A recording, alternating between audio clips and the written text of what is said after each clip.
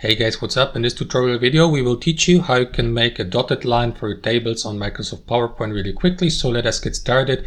Doing this is very simple guys, and you absolutely don't need any technical skills whatsoever. So let us guide you through this. As you can see, I added a couple of dotted lines or borders to that example table here. So if you'd like to replicate that, it is very simple guys. Simply switch from the Home tab to the Insert tab and click on Table here to add a completely new table to your slide.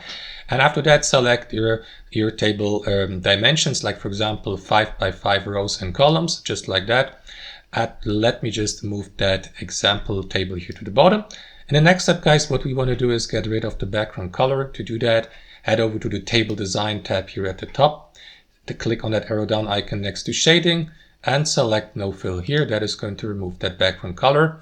After that, what we want to do guys is apply solid borders first to your table. To do that, click on that arrow down icon next to borders and select all borders. That is going to add these borders to your table. As you can see, these borders are now solid or consist of solid lines. So if you'd like to switch to dotted lines like here, follow my instructions guys. What you want to do is head over to the Draw Borders feature here to the right, click on that arrow down icon next to the solid line and select your preferred dotted line, like that one here or that one or this one.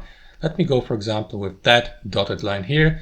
Select your thickness below, like 1 pt for example, or 2 pt, and so on and so forth. And last but not least guys, what you want to do is disable the Draw Table feature here by left clicking on it and select the cell you would like to, or where you would like to apply the dotted border to. So let me go with the upper left cell here.